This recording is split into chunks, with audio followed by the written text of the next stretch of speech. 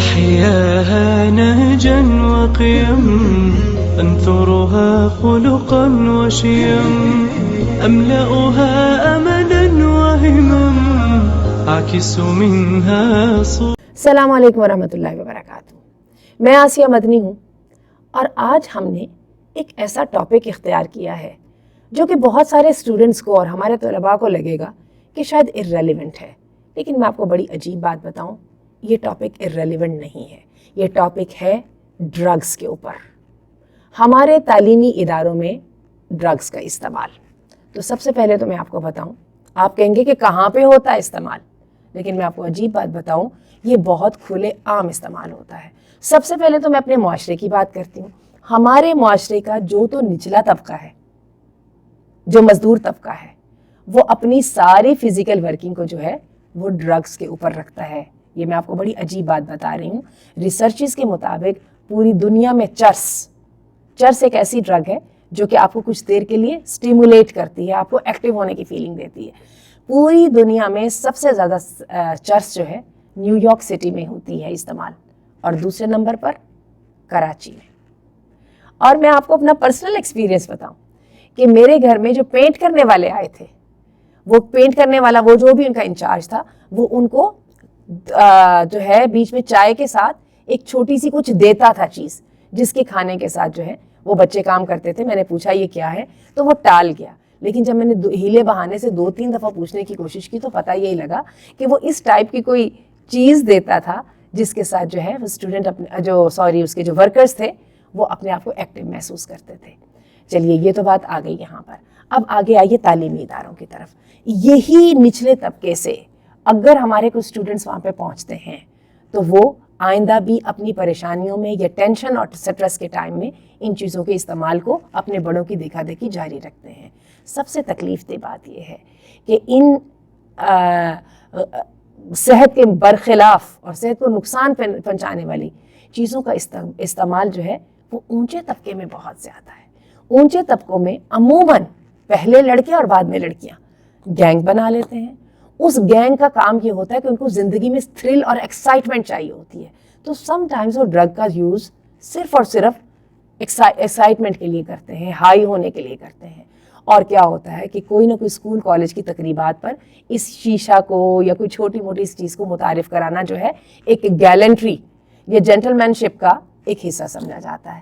اور پھر لڑکیاں بھی اسی ٹرینڈ کو فالو کرتی ہیں اور اس کو کہا جاتا ہے کہ جی ہائی ہو کے ہم نے دیکھا. سم ٹائم وہ آکسیجن لیتے ہیں، سم ٹائم وہ بہت اور طرح کی ڈرگز لیتے ہیں. اور پھر وہ جو مارکیٹ کے اندر منشیات کا دھندا کرنے والے لوگ ہیں، اپنی مارکیٹ کریٹ کرنے کے لیے، آپ کو یاد ہوگا ہم نے بہت قصے سنے تھے کہ وہ کئی دفعہ وہ جو چھلیوں کی ریڑھی ہوتی تھی اس میں چھلیوں کے مسالے کے اندر اس کو شامل کر دیا جاتا تھا.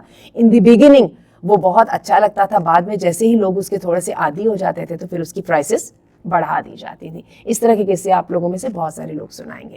اچھا، ان ڈرگس کے اندر ایک اور ڈرگ کو ہم شامل کر دیں جس کو ہم آج 21 سینچری میں رہتے ہوئے سب کے سب مل کے پوری ایکسیپٹنس دے رہے ہیں، اور وہ ڈرگ ہے سوشل میڈیا کی. یہ بھی ایڈکشن ہے. آئیے میں آپ کو ایڈکشن کے بارے میں جو قرآن مجید نے رویہ بتایا وہ میں بتاؤں. اللہ تعالیٰ قرآن مجید میں فرماتے ہیں سورۃ المائدہ میں کہ اے مومنو، تمہیں اللہ نے منع کیا ہے خمر سے اور میسر سے، جوئے سے اور شراب سے. اچھا جی، جوئے کی بھی میں آپ کو بات بتا دوں، ہماری تعلیمی اداروں میں بنگو گیمز، لوڈو اور ایسی گیمز جو کہ ڈائس سے متعلق ہیں وہ بہت زیادہ پاپولر ہیں گلی محلوں میں بھی. تو جوئے کو بھی شامل کرتی ہے. اور ساتھ ہی اللہ نے کہا یہ اس لیے ہے کہ یہ شیطان کے ہتھیار ہیں، وہ تمہیں نماز سے روکنا چاہتا ہے اور اللہ کے ذکر سے روکنا چاہتا ہے.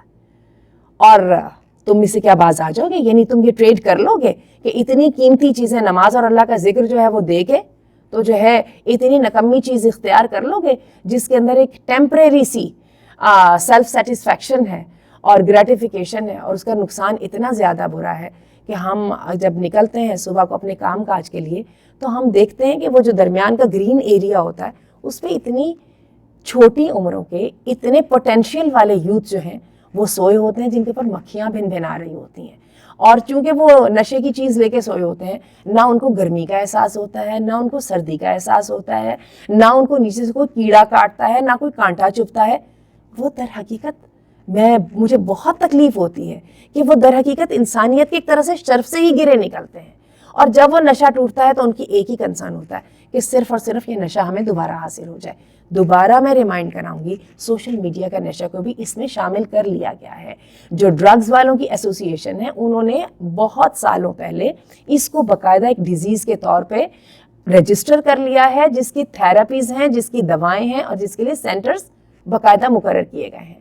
تو بات یہ ہے کہ ڈرگز کا جو استعمال ہے یہ ہمارے دین نے تو اس کو پوری طرح سے حرام کیا ہے.